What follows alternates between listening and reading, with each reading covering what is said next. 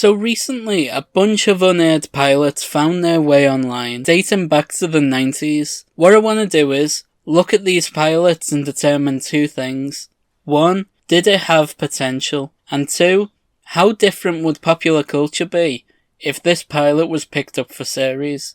Today we're opening up the pilot vault and looking at the pilot for a show called Joey Dakota, a 2012 pilot for a potential CW show. There's quite a few unaired CW pilots, and with how terrible most CW shows are, it does make you wonder how bad a pilot has to be to not get picked up. That's not really the case with this one, but we'll get into it in a bit. Now, the plot of this pilot has made me want to watch it for ages, but it only recently found its way online. It's about a young documentary filmmaker who travels back in time to prevent the death of a music idol and finds everything is not what it seems. Oh, and it was written by Burt Royal, who wrote the movie Easy A with Emma Stone. Now, I don't really recognise anyone in this pilot except for maybe Scott Wool. He was in one of my comfort shows, Perception. Oh, and Amber Stevens, who was Ted's date in that episode of How I Met Your Mother, where they promised not to look each other up before the date. She also played Rossi's daughter in a few episodes of Criminal Minds. We start with our lead character's documentary about Joey Dakota,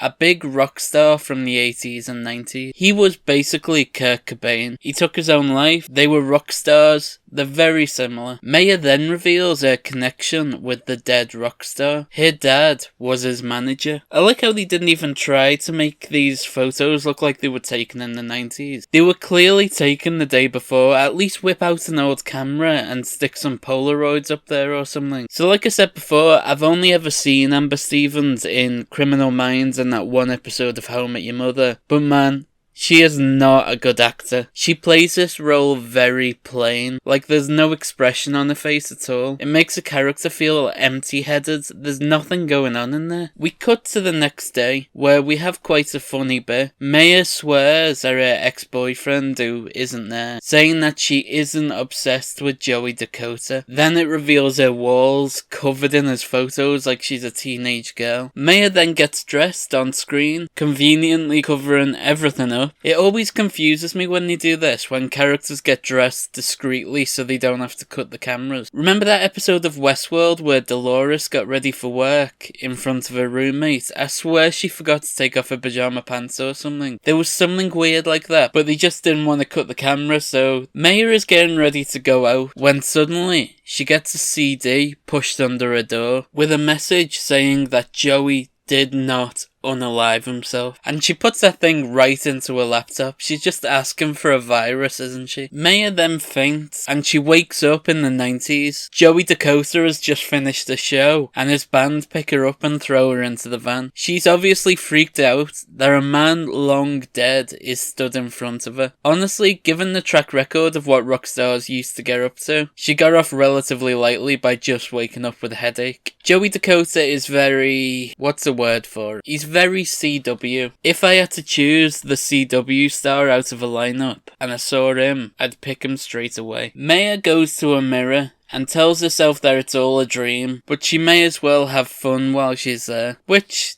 to be fair, fair enough. I have really vivid dreams all the time that I can't discern from reality, so I can't blame her. And then she meets her parents hanging out with Joey. She immediately hugs them and introduces herself. They say that's a pretty name, just like they did in Back to the Future. That's a pretty name. Marty. Such a nice name. Joey then receives a gift, some photographs taken of him by a stalker. I wonder if the photos were taken by the same guy who was secretly photographing the team in World of Trouble.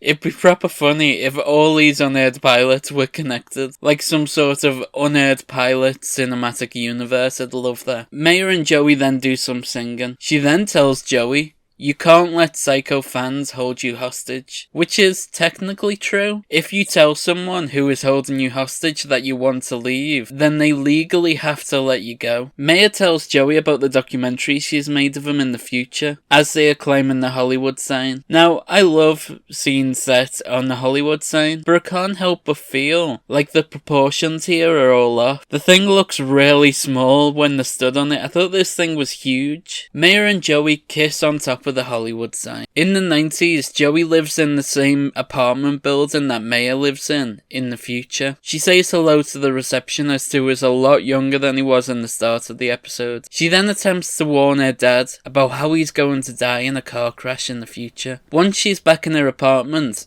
she gets that weird effect thing again and faints, and now she's back in the future. She attempts to tell her friends about how she recently time travelled, but they obviously don't take her seriously, so she tries to get some sleep instead. She sings Time After Time for some reason. Yeah, there's just a random musical number in this pilot. It's really unnecessary and out of place. Joey even joins in, and they do a duet across time. Now, I know CWs are known for being teenagery and melodramatic, but this is all a bit serious, isn't it? They've only known each other for 5 minutes. Calm down, Romeo and Juliet. Honestly, this musical number knocks the pilot down a few places in the rankings. It's a shame, really, because otherwise, I really enjoyed this pilot. She goes back to the Hollywood sign in the present day, which is weird. I let it go that they were there in the 90s because, you know, maybe security wasn't as tight back then, but present day Hollywood sign, yeah, you're not getting near that. Maya figures out that whoever dropped the CD under her door must have signed the guest registry in order to enter the building. She also uses this as an opportunity to show her friends that she signed the registry back in the 90s when she was entering the building. For some reason, this receptionist has been keeping every registry since back in the 90s. She goes to the person who signed the guest registry when he dropped off the CD. It's unclear how she got his address, and it's Scott Wolf. He knows all about time travel and wants to teach Maya about how to travel through time and space. This bit is really weird. I feel like he was an unnecessary part of this pilot. It would have been better if she just randomly slipped through time occasionally and had to try and stop Joey's death. But this wizened old time traveler, Doctor Who type character, it doesn't fit with the show. It's here where the big twist is revealed. When Maya told her father not to drive to the hospital years later, you know, because that's how he died, she changed the future, and now he's no longer dead,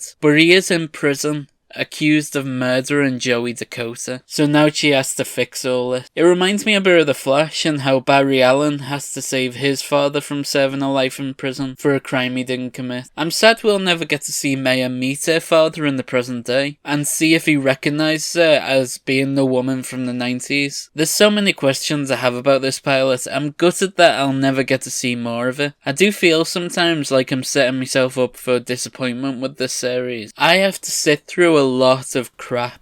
After all, most of these were cancelled for a very good reason, and I sift through all this crap to try and find a few precious good shows. But when I do find a gem like this one, I know that this one episode is all I'm ever gonna get. So yeah, it's kinda sad doing this series sometimes. Honestly, if it wasn't for the random musical number and the weird way they forced in Scott Wolf's time traveler character, this pilot might have been in the #1 spot, but those problems were there, so I'm going to put this a couple shows down. That's still really good though. I definitely would have watched more episodes of this. I just wish they would have cut the Scott Wolf stuff and had it just transition from the 90s to the present day at random intervals. There's a lot they could have done with this show. Right, are there any other Unaired pilots you want me to talk about? Let me know in the comments. And subscribe. Help us reach 4K. Right, I'll let you go. Bye.